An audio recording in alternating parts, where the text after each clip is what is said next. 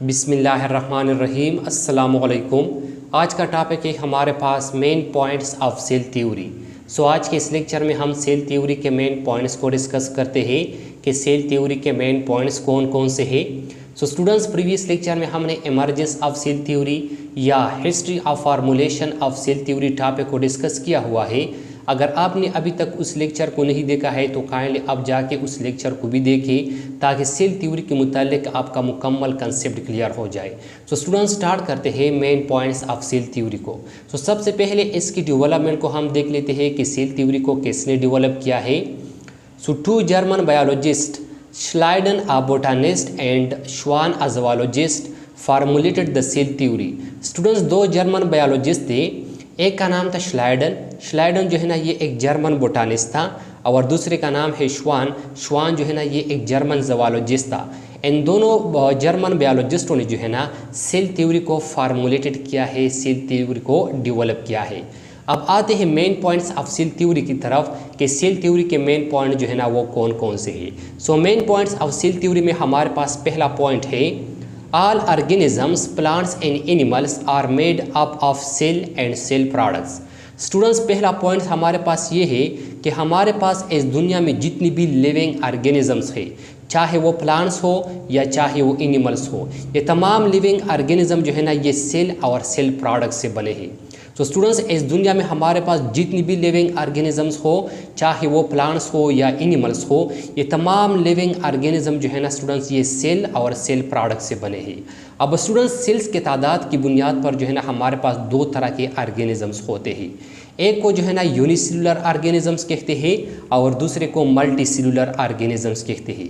Unicellular organisms वो organism जिनका whole body सिर्फ एक ही सेल से बना होता है, ऐसे ऑर्गेनिज्म को यूनिसेलुलर ऑर्गेनिजम्स कहते हैं।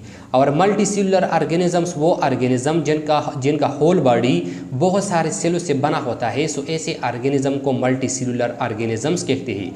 स्टूडेंट्स, हमारे पास इस दुनिया में जितनी भी लिविंग ऑर्गेनिज्म है, चाहे वो प्लांट्स हो, चाहे वो एनिमल्स हो, चाहे वो यूनिसेलुलर ऑर्गेनिज्म हो, चाहे वो मल्टीसेलुलर ऑर्गेनिजम्स हो, ये तमाम ऑर्गेनिज्म जो है ना ये सेल और सेल प्रोडक्ट से बने होते हैं।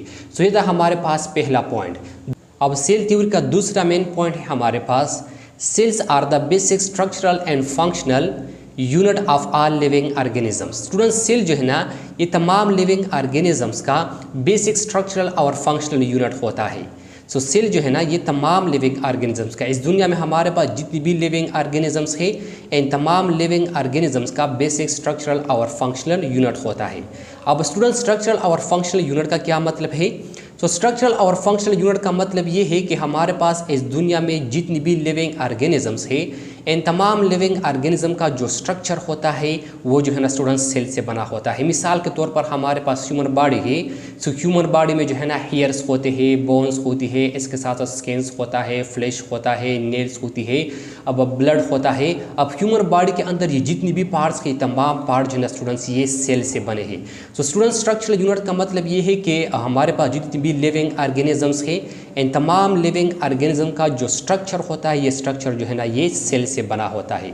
और फंक्शनल यूनिट का मतलब ये है कि लिविंग ऑर्गेनिजम्स के बॉडी के अंदर जितनी भी खुसूसियात होती है, जितनी भी फंक्शंस होती है, चाहे वो रिप्रोडक्शन हो, चाहे एक्सक्रीशन हो, चाहे रिस्पायरेशन हो, चाहे मेटाबॉलिज्म्स हो, ये तमाम फंक्शन जो है ना ये सेल्स परफॉर्म करते हैं। इसी वजह से जो है ना सेल्स को जो है ना स्टूडेंट्स लिविंग ऑर्गेनिज्म का जो है ना बेसिक स्ट्रक्चरल और फंक्शनल यूनिट कहते हैं।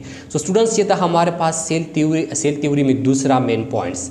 अब स्टूडेंट्स, तीसरा मेन पॉइंट है हमारे पास new cells are arise are formed from the pre existing cells by cell division. Students, हमारे पास जो नए सेल्स बन जाते हैं, जो नए सेल अराइज हो जाते हैं, ये नए सेल जो है ना ये प्री एग्जिस्टिंग सेल से सेल डिवीजन के जरिए जो है ना स्टूडेंट्स वो अराइज हो जाते हैं, सेल डिवीजन के जरिए जो है ना स्टूडेंट्स वो बन जाते हैं।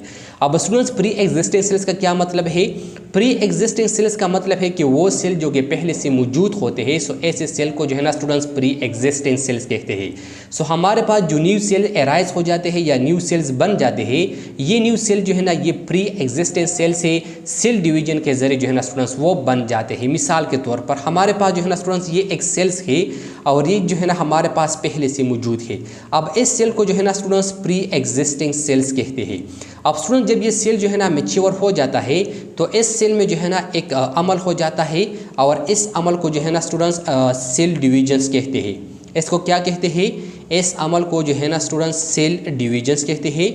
सो जब इस सेल में जो है ना सेल डिवीजन्स का अमल हो जाता है तो सेल डिवीजन के ज़रिए इस सेल से जो है ना स्टूडेंट्स नए सेल जो है ना वो पैदा हो जाते हैं, नए सेल एराइज हो जाते हैं, नए सेल जो है ना वो जो है ना स्टूडेंट्स बन जाते हैं। अब स्टूडेंट्स ये जो सेल्स हमारे पास बन गए हैं ये हमारे पास जो है ना स्टूडेंट्स इस सेल से जो है ना न्यू सेल जो है ना वो एराइज हो गई है, न्यू सेल जो है ना वो बन गए हैं।